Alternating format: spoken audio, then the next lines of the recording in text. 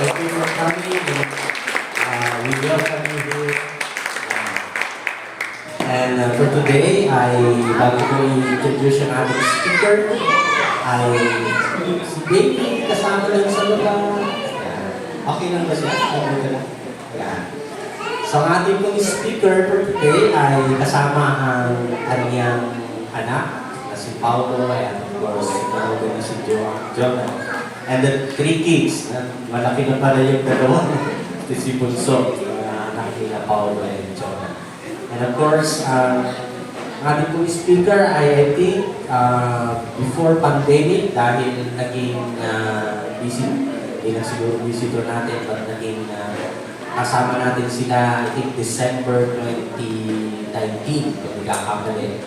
Nakapag-speak sa atin at nag-share sa kanilang journey and their Morocco missions. And today, we've been privileged enough to hear the word of the Lord.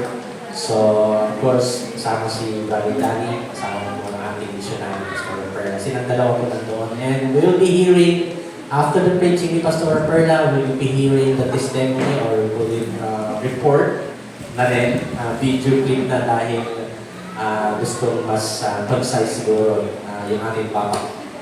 So for today, we will be hearing about our Thanksgiving as well as far as yung ating text doon sa Psalms 23 verse 6. So yung ating National CDTV Thanksgiving Sunday. And indeed, today we'll be hearing from the word of the Lord. So, and I'll give the time for our missionary, Pastor Perla Fajardo, to share to us the word of the Lord.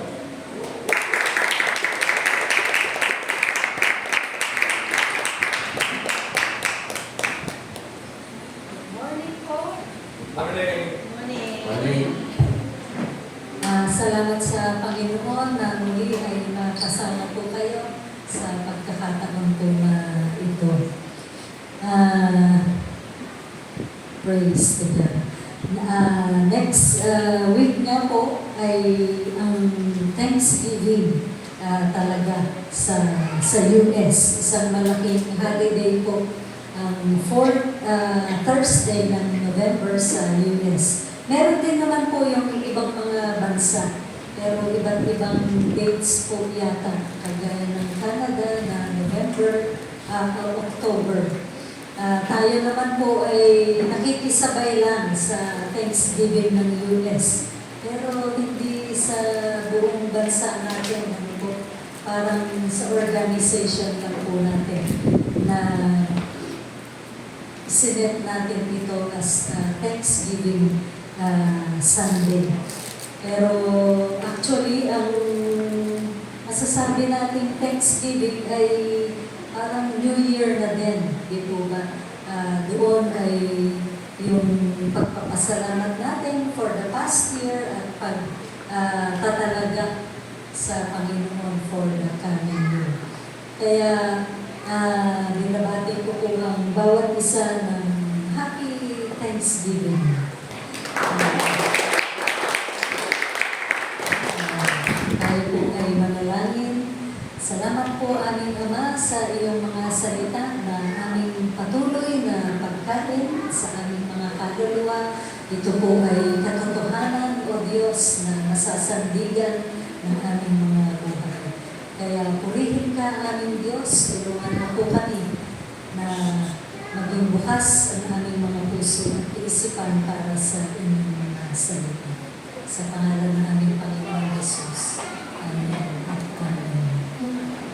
Originally po ang Thanksgiving ay parang harvest festival na nagpapasalamat po yung mga tao sa mabuting ani, no? Yung pag-iingat ng Panginoon, pangangalaga sa kanilang mga pamilya. So naroon po yung pagsasama-sama nila for prayers, nagsisimba, siyempre nagsasalo-salo, at later na lang po na naidagdag yung parang traditional na turkey sa kanilang dinner table. Pero meron pong malaking problema ngayon sa kanilang Thanksgiving. No? Although feel na feel pa rin nila yung Thanksgiving nila na napakahalagang holiday sa kanila. No? Pero thankful sila, feel nila na bless sila, pero wala namang talagang mapagpapasalamatan. Sino? Sino ang pasasalamatan nila? Dito. Yung inalis nila sa culture nila yung Diyos. Wala yung sa individual lives or sa nation ay hindi na nila kinikilala ang Diyos. Kaya sino nga ba yung kanilang pasasalamatan for being so blessed sa kanilang mga buhay? At tayo naman po, okay, no? Na sa New Year, yung Thanksgiving natin, kaya parang hindi natin feel ngayon na thankful tayo or galak na galak sa kabutihan ng Panginoon. Pero pag New Year naman po, are we really thankful sa Panginoon? Talaga po bang naroon yung pagkilala natin sa kabutihan ng Panginoon sa nakalipas na taon at pagtitiwala na naman sa Kanya for the coming year? So ito pong year po na ito, ang tema po ng CTTP Thanksgiving ay Psalm 23 verse 6. Ang Psalm po ay yung buong aklat ng Psalms ay mayaman pong resource para sa atin sa mga prayers at mga papuri ng mga individuals and community para sa ating Diyos. So naroon po makikita natin sa Psalms yung mga panalangin, papuri kay Yahweh sa iba't ibang okasyon. Kung sino po siya, yung mga gawa niya on behalf of His people. At ang Psalm 23 naman po ay masasabing awit ni Haring David. So alam po natin marami po sa awit ni David ay may mga laments, complaints, pero ito pong Psalm 23 ay full of comfort, di po ba? Nandun po yung expression ng delight niya sa kabutihan ng Diyos at pagtitiwala niya sa Panginoon. Kaya ito pong Psalm na ito ay paboritong awitin ng mga believers sa maraming panahon.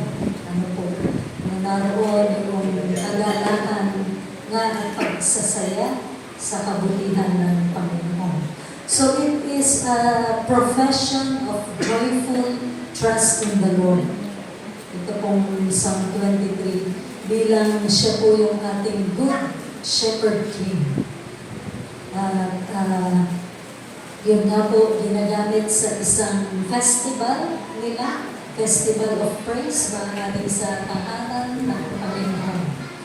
Kaya kung babasahin ko po muli yung Psalm 23 verse 6, surely your goodness and love will follow me all the days of my life, and I will dwell in the house of the Lord forever.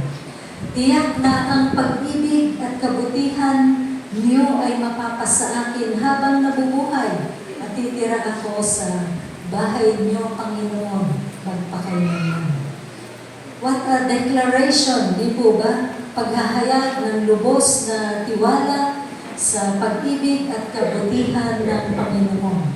Pero ano nga po ba yung ipinagbubuti ni David dito? Saan nang gagaling yung tiwala niya sa Panginoon?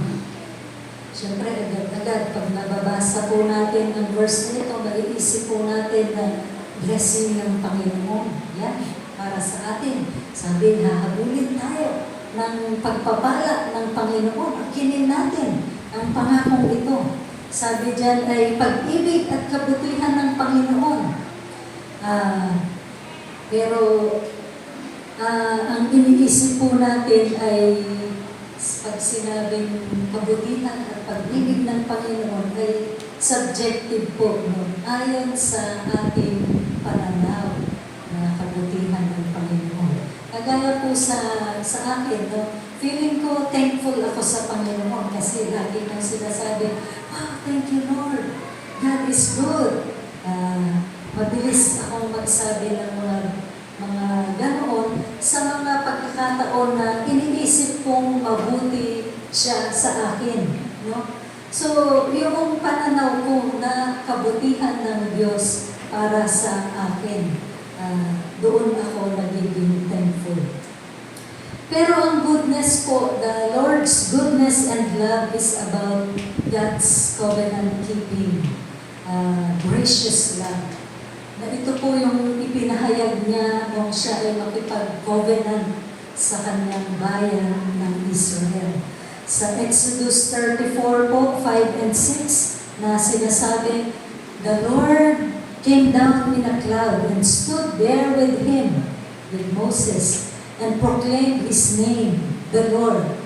And he passed in front of Moses, proclaiming, the Lord, compassionate and gracious, slow to anger, abounding in love and faithfulness. So ang Diyos po ng Old Testament is one who is abounding in love and faithfulness. Ito po yung pagpapahayag ng Diyos kung sino po siya sa bayan ng Israel, sa pakikipagtipan niya sa kanila. No, gusto niyang makilala siya ng kanyang bayan bilang isang Panginoon na abounding in love and faithfulness. So ang kabutihan po at pag-ibig ng Panginoon na dinedeclare ni David sa buhay niya ay patungkol sa kung paano po makikitungo ang Panginoon o gagawa ang Panginoon sa buhay niya. Ibig sabihin, tiyak na ang kabutihan at pag-ibig nito ang laging basihan sa lahat ng gagawin ng Panginoon sa buhay ni David. Rinig niyo po ba yun? Tiyak na ang kabutihan at pag-ibig ng Panginoon ang laging basihan ng lahat ng gagawin niya sa buhay ni David. Hindi po nakabase sa, galak na galak ngayon, yung aking anak. Nakalimutan na ako ng aking anak nitong panahon na ito. Para bang laging nakadepende sa ating katapatan, sa ating mga gawa, no? Yung pag-relate ng Panginoon sa atin. Pero sa kanya pong kapahayagan sa Israel ay siya po ang basihan ng kanyang kabutihan at yung kanyang pag-ibig. Ang basihan ng pakikitungo niya sa kanyang bayan, kay David at sa atin din. Pansinin din po natin sa verse 1, ang Panginoon ang aking pastor. Kung naka-capitalize po yung Lord o Panginoon, yan po ay yung pangalan niya na Yahweh, no? Na tinatranslate na the Lord. He is or He will be. So ito pong pangalan na ito nga po yung nais niya na makilala na mahayag siya, masamba siya ng Israel sa pangalan na Yahweh. The name that expresses His character as the dependable and faithful who desires the full trust of His people. Sa Exodus 3:14-15 na sinasabi po, God said to Moses, I am who I am. This is what you are to say to the Israelites. I am has sent me to you. God also said to Moses, say to the Israelites, the Lord, the God of your fathers, the God of Abraham, the God of Isaac, and the God of Jacob has sent me to you. This is my name forever. The name you shall call me from generation to generation. So diyan po yung kapahayagan ng pangalan na Yahweh, ang pangalan ng Panginoon, ang ating covenant-keeping God, na siya po ay nagpakilala, siya po ay nakipag-covenant, nakipag-ugnay sa kanyang bayan Israel. Siya po na puspos ng pag-ibig at katapatan. So ang Panginoon po na ito po siya po yung pinagtiwalaan ni David na sinabi niyang kanyang pastor. Ang Panginoon po na ito ang kanyang pastor. At hindi lang po sa awit 23, kundi sa buong aklat ng Psalms, nahahayag po yung pagkilala at ugnayan po ni David o ng Israel in a covenant relationship kay Yahweh, sa ating Panginoon. So, si Yahweh po ang kanilang Diyos at siya naman ay kanyang sariling bayan. So, dito po sa Psalm 23, in-acknowledge ni David na the Lord is his shepherd king. Yun po yung relasyon niya sa kanyang Diyos bilang isang shepherd. At ang shepherd po bilang isang metaphor ay puso po doon sa panahon po na yan, hindi lang sa bansa ng Israel. Kaya yung image po na shepherd king ay makikita sa psalm po na ito at sa buong Psalms kung saan siya po yung great king na naghahari sa lahat-lahat. Kaya yung mga awit po ay ipinagbubunyi, di po ba? Ipinagbubunyi ang Panginoon, kung sino po siya na naghahari sa lahat ng mga bansa. At kung tatanungin ko po kayo, alam niyo po ba yung most quoted psalm sa buong New Testament? Sa buong Psalms, 150 Psalms. Ano po kaya yung most quoted sa New Testament?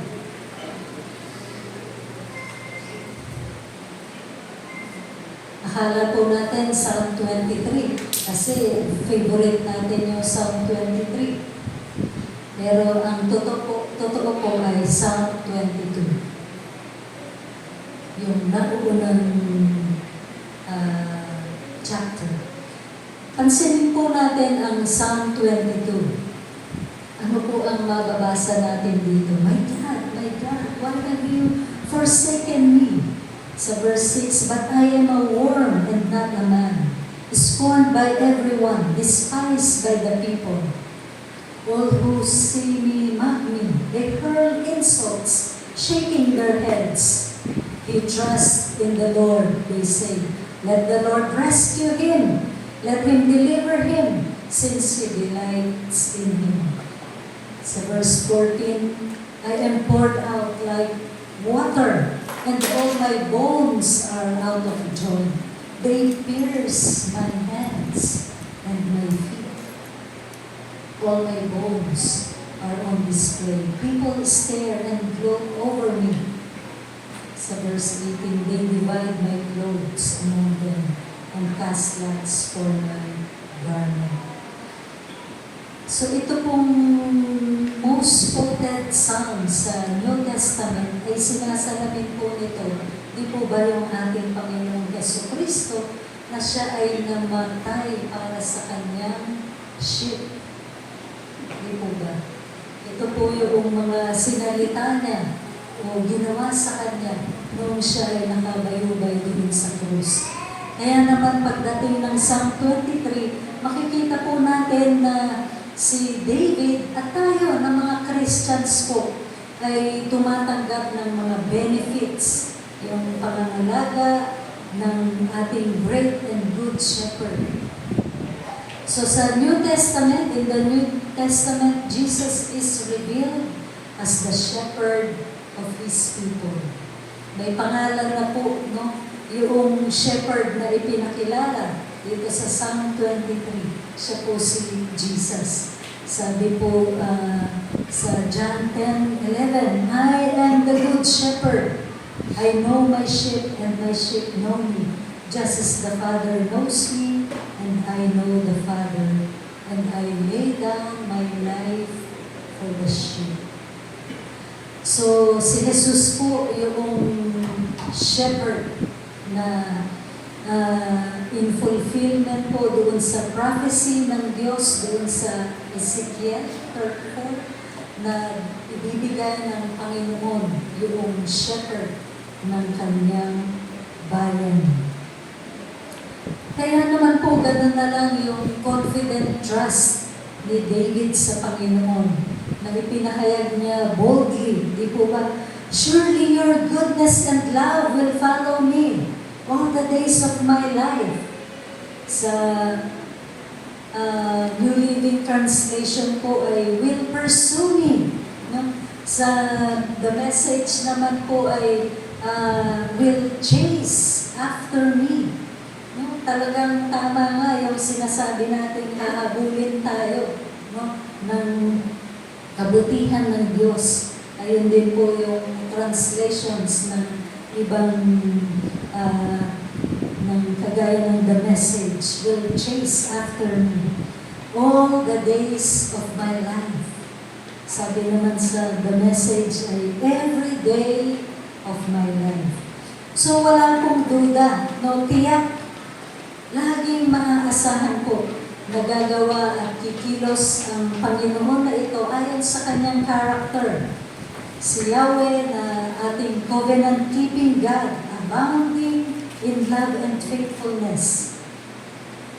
Siya po ay gagawa ng kabutihan at ng kanyang pag-ibig sa ating mga buhay. But all this became possible po only because of Jesus' sacrificial death on the cross. To those in covenant relationship with Him. Naging posible po itong lahat ng kabutihan ng Diyos, lahat ng pag-ibig ng Diyos, naging posible po na atin po siyang tanggapin. Of course, alam natin palagi, hindi natin nakakalimutan na hindi tayo karapat-dapat, no? Hindi natin deserve ito. Pero ito po ay itinalaga ng Panginoon sa atin po. Ginawa niyang nakalaan sa atin dahil lamang sa sacrificial death ng ating Panginoon doon sa krus. So hindi po dahil sa, ang tapat-tapat ng aking anak na ito, siya ay palaging talagang mainit sa pagpupuri sa akin. No. Ito po ay dahil sa ginawa ng Panginoon doon sa krus ng Kalbaryo. At ito po ay para sa mga in covenant relationship with Him. Si C.S. Lewis po yata yung nagsabi na, yes, we may have little faith at times, but take courage. Sabi po niya, ang totoong mahalaga ay kung sino ang pinagtitiwalaan mo. Kasi hindi naman po palaging matibay yung ating faith. Di po ba? Maya-maya malakas, maya-maya na-down na naman tayo. Pero sabi po niya, ang mahalaga po ay kung sino. Sino po yung pinagtitiwalaan natin? Talaga ba siyang dependable? Talaga ba siyang faithful? Naalala ko po yung tatay ng deaf and mute sa Mark 9. Yung tatay na yun, sabi niya sa Mark 9, if you can, Lord Jesus, no? Galingin mo yung aking anak. Pero sabi ni Jesus, everything is possible for one who believes. Immediately the boy's father exclaimed, I do believe. Help me overcome my unbelief. So parang madalas ay ganun po tayo sa tatay na ito. No? Sa gitna ng mga challenges, difficulties, sa buhay po natin, nandoon po na yung faith natin, maliit, nandoon po na nag-struggle tayo sa unbelief. Pero alam po natin naman na walang imposible sa Panginoon, lahat ay kaya-kaya ng Panginoon. Pero yung nagiging tanong po natin ay, gagawin ba ng Panginoon? Gusto ba nang gawin yung pinibigay ko sa Kanya? Sa Morocco po ay nakikita po namin yung grabing confidence nila doon sa kanilang Diyos at propeta, na parang kami pa yung maliit sa paningin nila kasi ay mali daw yung Diyos na sinasamba daw natin, no? Na mga Christians, kasi tatlo daw yung Diyos natin. So malaking encouragement po sa akin na kahit gaano po kaliit sa mata nila yung faith natin ng mga Christians, pero maaasahan po, tapat, totoo, ang ating Diyos. Father, Son, and Holy Spirit, Triune God, na kinikilala natin. Iisang Diyos na tatlong persona. Pero sana lang ay ganun po katibay yung ating pananampalataya sa ating Diyos, kagaya nila, no? Na sana ganoon nga, mayabang na kaya-kaya ng Diyos natin. Pero sa kanila naman po, on their part ay isang malaking disaster, di po ba? Na sila ay nagtitiwala sa isang lie, sa isang kasinungalingan, isang Allah, di ba? Ulit-ulit Allah, ng araw-araw, di ba? Ilang beses maririnig mo yung pagtawag nila sa kanilang Diyos na hindi naman nag-e-exist, di ba?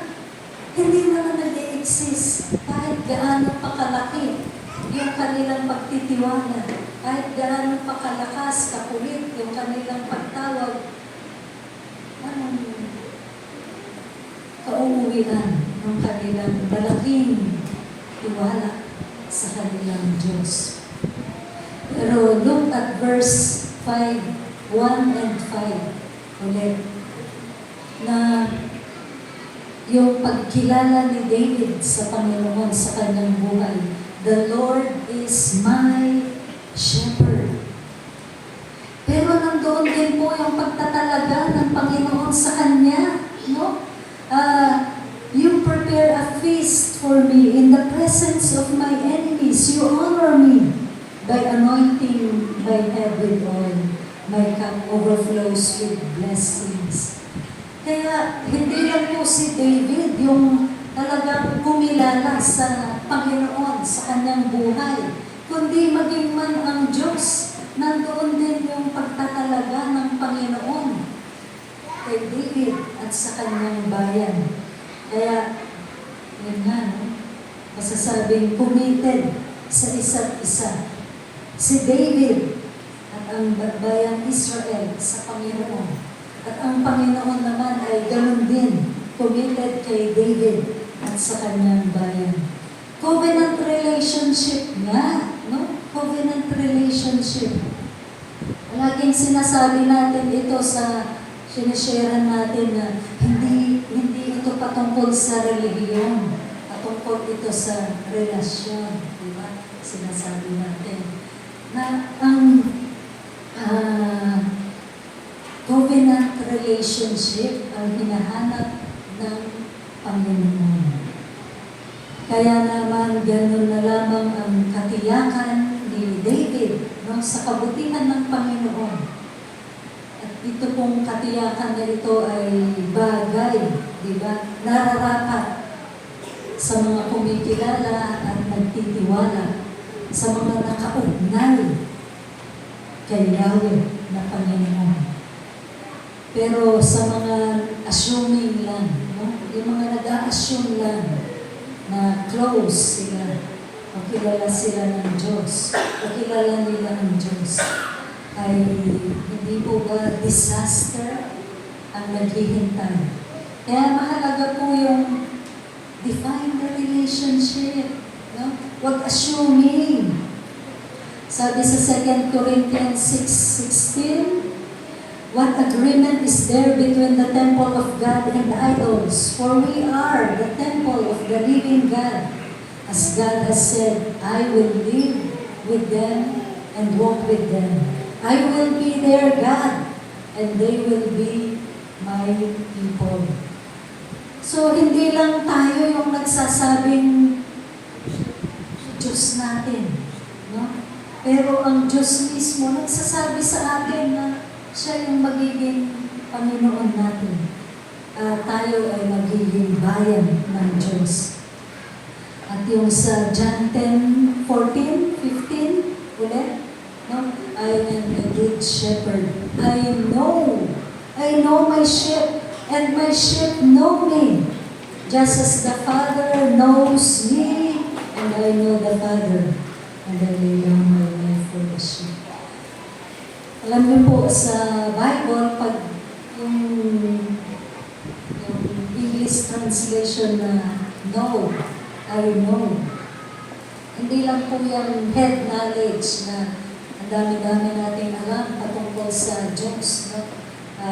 Kung mag-Bible quiz ay talagang panalo tayo. No? Kasi alam na alam natin ang patungkol sa Diyos, sa Panginoon. Pero pag sinasabi kong no, kagaya nung sa Genesis, no, Adam knew his wife.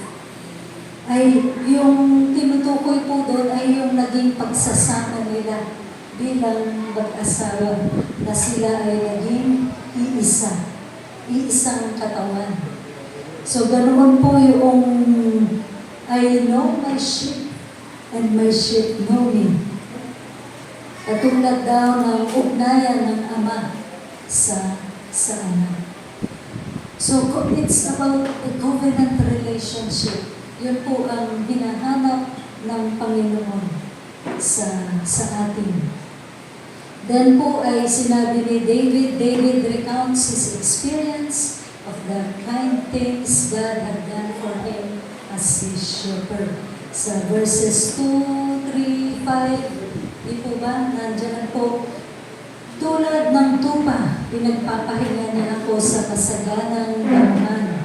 Patungo sa tahimik na batisan, ako'y kanyang inaakay. Panibagong kalakasan, ako'y kanyang binibigyan.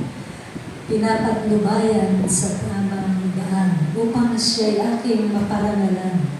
Verse 5, ipinaghanda niyo ako ng piging sa harap ng aking mga kaaway. Pinahiran niyo ako ng langis sa aking ulo, tanda ng inyong pagtanggap at parangal sa akin. At hindi na uubusan ng lahat ang laman ng aking inuman. Hindi po tayo familiar doon sa shepherd na metaphor. Ang narinig po natin sa Pilipinas ay gawin mong driver ang Panginoon. No? Gawin mo kasing piloto ng buhay mo ang Panginoon. Yun yung naririnig natin. Pero may kahinaan po yung driver bilang image, no? Dahil sa totoo lang, hindi naman ganun kataas ang tingin po natin sa driver. Kasi tayo naman talaga yung nasusunod. Saan ba natin gustong pumunta? Saan ba yung destinasyon natin? So yung driver, magdadala lang sa atin dun sa gusto nating destinasyon. Iba po yung shepherd, sheep na paglalarawan sa verses 2 and 3 na sabi dyan, He makes me lie down, leads me, He restores me, He leads me ulit. So ito pong mga verses na ito ay nagpapakita ng care ng shepherd sa kanyang sheep. The Lord lovingly cares for His people. So napakayaman po, no? Napakayaman po ng image ng shepherd, ng Diyos bilang ating shepherd. Naroon po yung kanyang pangangalaga sa kanyang flock. In fact, ang shepherd po ay hindi niya iniiwan yung kanyang flock. Laging nandun po siya sa tabi.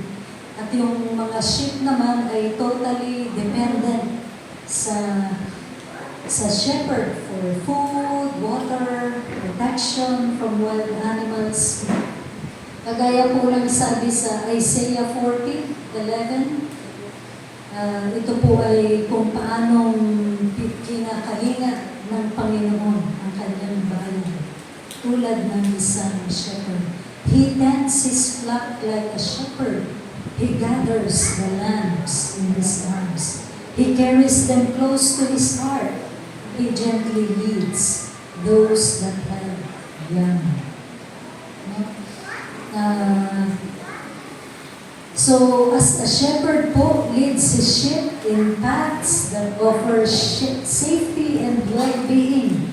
So, David's shepherd king guides him in ways that cause him to be secure and prosperous.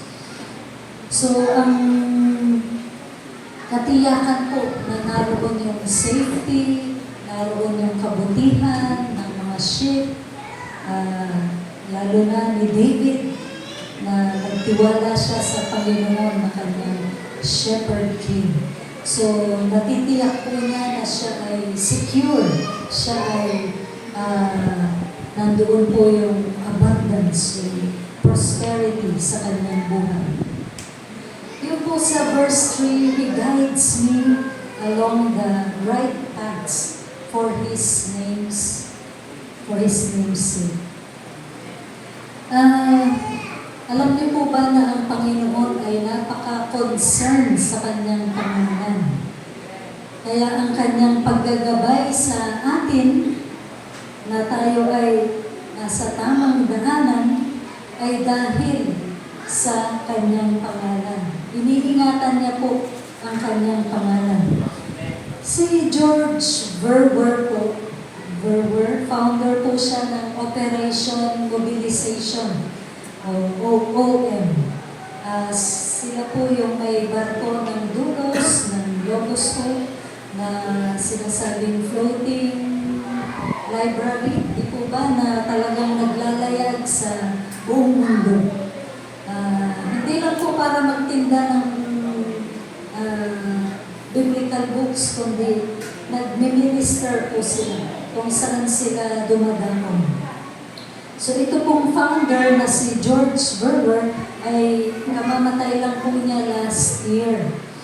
So siya po ay nasa ministry hanggang sa kamatayan po niya kasi sabi niya walang retirement sa ministry. Pero na-endorse naman po niya ng maaga sa successor niya yung pagiging leader ng OM ministry. Sa katandaan niya po ay, ang kinatatakutan niya po ay yung SSS. No? Ay, gustong-gusto natin yung SSS pag magpe-pension na. No? Pero siya po ay natatakot sa SSS. Ano po ba yung SSS para sa kanya? Sabi niya po ay Seniors Stupidity Syndrome. No? Marami daw po kasi na great man of God na talagang successful sa ministry, no? Mga great names sa paglilingkod sa Panginoon. But in the end, ay same lang po, no? Yung kanilang ending ay hindi po maganda.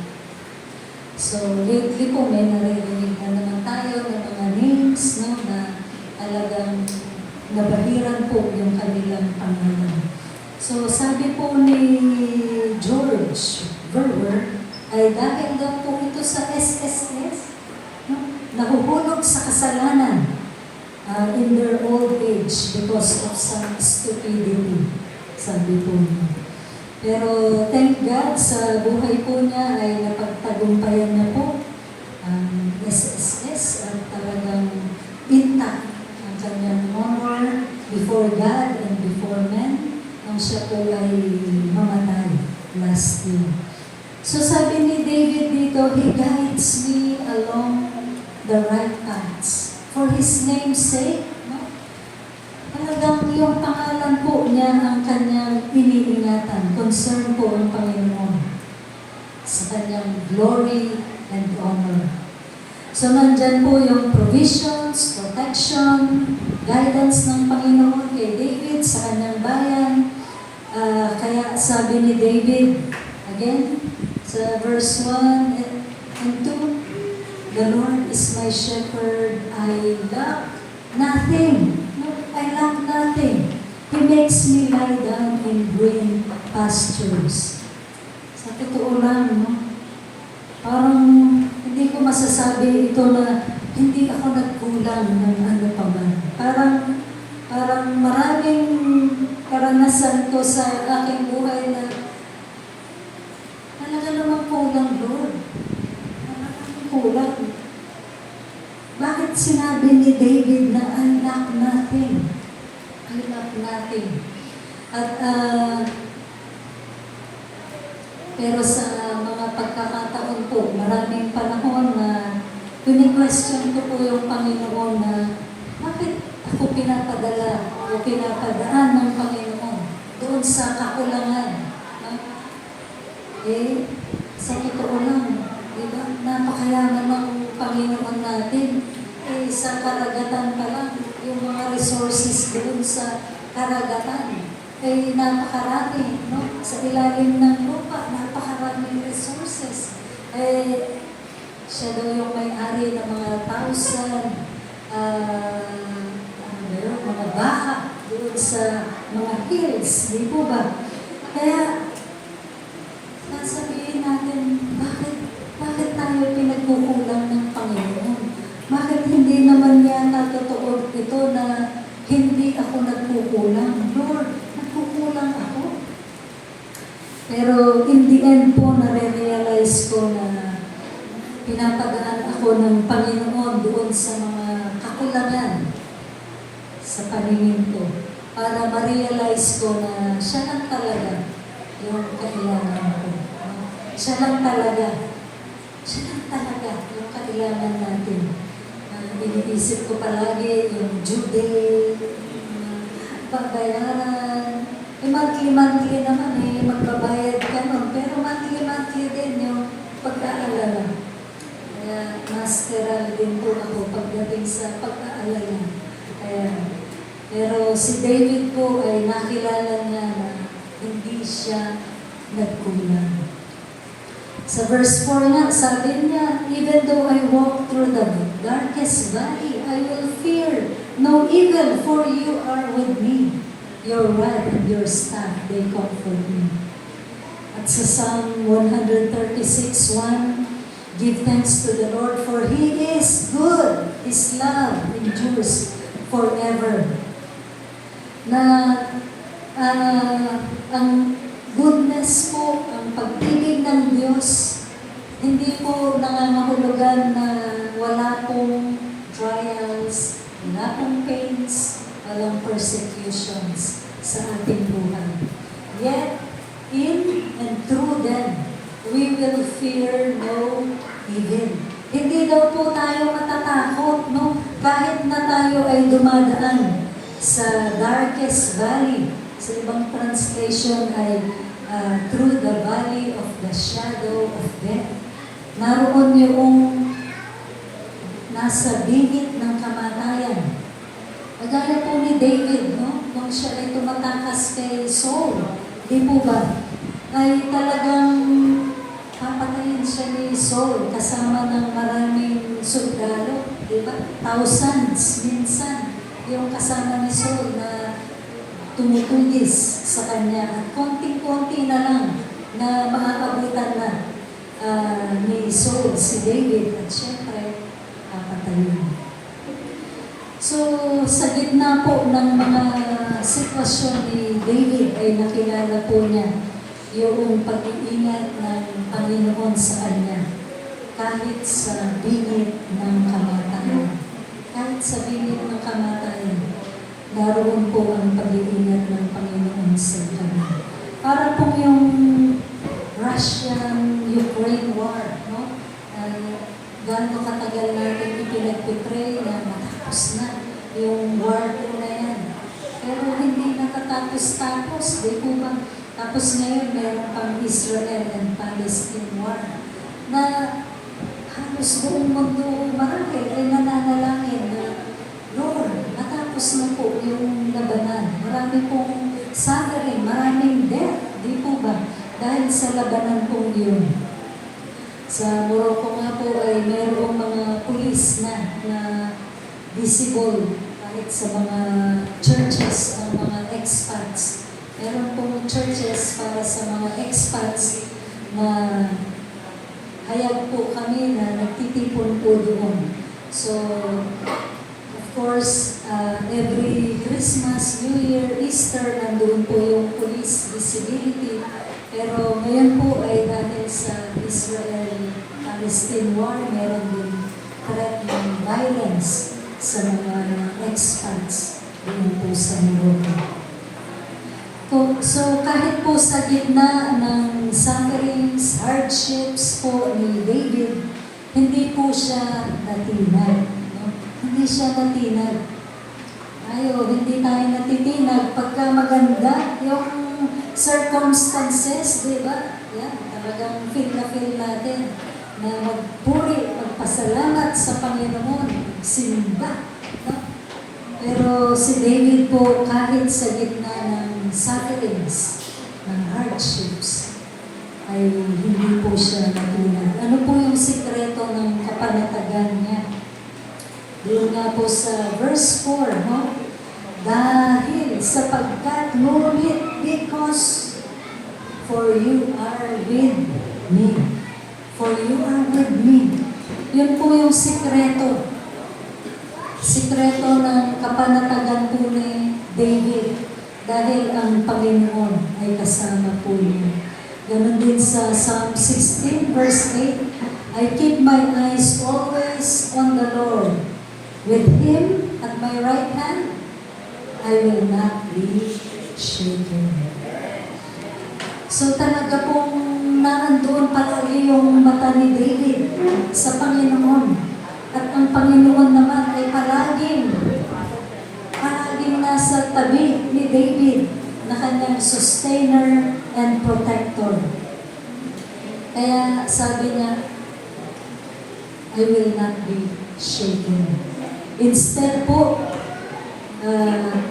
sa last part ng Psalm 23, sa verse 6, instead po nandoon pa yung confidence na, I will dwell in the house of the Lord forever. Titira ako sa bahay niyo, Panginoon, magpakailanman. So si David po, hindi lang siya confident sa kabutihan, sa pag-ibig ng Panginoon, sa buong buhay niya. No? Kundi higit pa po doon, siya ay confident na mabubuhay siya, mananahan siya sa tahanan ng Panginoon magpakailanman. Si David po, siya po yung very passionate para sa tahanan ng Panginoon. Makikita po sa maraming Psalms, kagaya nitong Psalm 84:10. Better is one day in your courts than 1,000 elsewhere. I would rather be a doorkeeper in the house of my God than dwell in the tents of the wicked. So, ganoon po siya ka-passionate sa tahanan ng Panginoon. Siya po yung nag-effort na maibalik yung Ark of the Covenant doon sa tabernacle nung makuha po ito ng mga Philistines. At sa mga taon po na tumatakas siya kay King Saul. Alam niyo po ba ang pinaka-hurt po niya sa mga panahon na yun? Na-hurt siya na napalayo siya sa presensya ng Panginoon. Na hindi siya nakakasama sa mga feast, sa mga pagtitipon para sa Panginoon. At si David din po yung totoong nasa likod ng pagtatayo ng templo sa Jerusalem. Although si Solomon ang nagtayo nito, pero siya po yung naghanda ng lahat ng kailangan para maitayo po ito. Siya din yung nag-organize ng mga Levites, mga singers, musicians, no? Mga temple guards, para sa pagbibigay papuri sa Panginoon. At siya po mismo ay kinilalang beloved singer ng Israel. At marami nga po sa isinulat niya na Psalms ay mababasa po natin dito. So, kagaya po ng sheep with his shepherd, David quiets himself in God's assurance na meron siyang eternal home with Him. So, naroon talaga yung pagbubunyi niya sa kabutihan ng Panginoon all the days of my life. At yung pagtitiwala niya sa presensya ng Panginoon forever. Forever. Makakasama niya ang Panginoon forever sa kanyang buhay. So, in conclusion po, kilala mo ba si Jesucristo, ang tunay na Shepherd King, na nag-alay ng buhay niya para sa iyo, para sa akin, para tayo ay magkaroon ng buhay na ganap at kasiyasiya. Gaya po na sinabi sa John 10:10, I have come that they may have life and have it to the full. No? Kanino ba natin hinahanap yung mga kagalakan, kapayapaan, no? Kapanatagan, fullness ng ating buhay? Kung saan-saan mo ba hinahanap yun?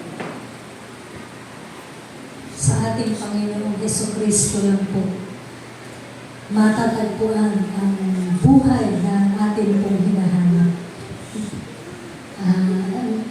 Itong huling kwento ko po ay patungkol sa isang mayamang tatay. Itong mayamang tatay po na ito, meron lang siyang isang anak. Kaya iisa lang yung tagapagmana niya. Ang kaso naman, namatay agad yung kanyang anak. Nauna pa sa kanya. Kaya sino kaya yung magiging tagapagmana niya? Either yung faithful servant niya o mapupunta lahat sa charity. Kaya nung namatay na rin yung mayamang tatay, kinausap agad ng attorney yung servant para malaman niya kung siya nga ba yung karapat-dapat na magmamana ng lahat o mapupunta lahat sa charity. Kaya pinapili po ng attorney yung servant kasi po isa lang yung kanyang pipiliin sa lahat ng kayamanan ng mayamang amo niya. Isa lang po ang kanyang dapat piliin. So, of course, nandoon yung magagarang mga kasangkapan, kotse, mga alahas, no? Ano kaya ang pipiliin niya? At nandoon din yung isang magarang picture ng painting ng anak. Kaya, ito pong servant na ito ay nag-isip ng mabuti kung ano yung pipiliin niya sa lahat ng napakaraming magagarang bagay na gusto niyang mapasa kanya. Pero dahil po sa pag-ibig niya doon sa kanyang amo, doon sa tatay at doon sa anak, na pinaglingkuran niya po ng buong buhay po niya, ang pinili niya ay yung painting ng anak. Na yun yung gusto niyang mapasa kanya sa lahat ng kayamanan. Kaya sa pagpili po niya yun ay nakilala ng attorney na siya nga yung karapat-dapat na magmana ng lahat-lahat. Kaya ito pong servant na ito ay isa yung pinili niya, pero tama yung pinili po niya. Dahil sa kanyang tamang pagpili ay napasa kanya ang lahat ng mga kayamanan. Ganun po ang pagpili natin sa ating Panginoong Hesus, na kung saan-saan natin hinahanap, no, yung joy, peace, no, yung prosperity, mga kayamanan sa buhay, pero nasa Panginoon po ang lahat ng hinahanap natin sa buhay. Inilagak mo na ba ang pagtitiwala mo, pananampalataya mo kay Kristo para sa buong buhay mo at sa walang hanggan? Gawin mo po yan ngayon na. Huwag mo nang palampasin ang isang araw na malayo ka o hiwalay ka sa Kanya. Huwag mag-assume na close kayo. Work on na talagang makilala mo siya ng tunay at talagang tumibay pa ang tiwala mo sa Kanya. Yung kanina no, sa John 10:14, I know my sheep and my sheep know me. No? Na talagang kilala natin ang Panginoon na pinagtitiwalaan natin at tayo din naman ay kilala ng ating Ama, ng ating Panginoon. Do you have that confidence and trust in the Lord's unfailing love, faithful love sa atin na mga nagtiwala sa Kanya? Nakikita po ba natin na ano yung kahulugan ng mga pag-aalala natin? Mga takot, pangamba, stress, reklamo, mga complaints. Hindi lang sa news, sa social media. Parang talagang punong-puno ng mga nega, no? Yung mga tao. Wala nang mababasang good news. Tayo po ba? Sa Matthew 6:31, 34, ito po ay salita ng Panginoon sa atin, di po ba? So do not worry, saying, what shall we eat? What shall we drink? What shall we wear? For the pagans run after all these things. So yung mga pagans pala ang humahabol sa mga bagay na yon. Pero tayo po ay hindi dapat, no? Bakit po? Because your Heavenly Father knows that you need them. But seek first His kingdom and His righteousness, and all these things will be given to you as well. So nawa po patuloy na lumago tayo sa ganong confidence ni David na tiyak matiyak, walang duda, no? Ang kabutihan at pag-ibig ng Panginoon sasama sa atin sa buong buhay natin. At kahit na po sa ngayon po na parang pinapadaan tayo ng Panginoon doon sa darkest valley. No? Bakit may mga darkest valley pa? Bakit may mga valley of the shadow of death na doon tayo talaga dinadala ng Panginoon? Kahit po sa gitna ng mga iyon, nawa po ay yung kumpiyansa po natin ay sa pag-ibig ng Panginoon, sa pagsama niya sa ating mga buhay. Tayo po ay manalangin.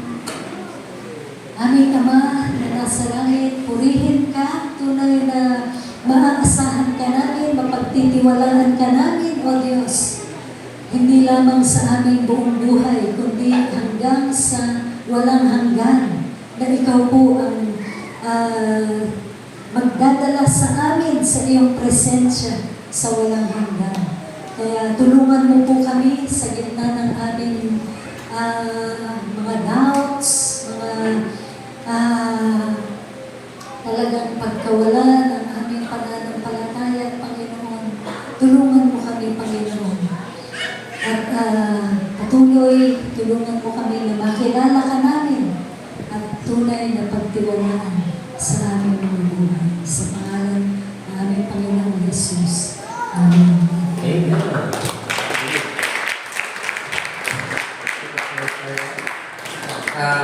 For this time, ay gusto ko pong bigyan natin ng pagkakataon. Alam pong hindi pa naman pa kayo gutom. Tama ba? Are you hungry now? Not yet. Not yet. So ibig sabihin, you still have time. So before we do the prayer for Thanksgiving, and we will be showing to you yung pinipare ni Pastor Perla na sabi natin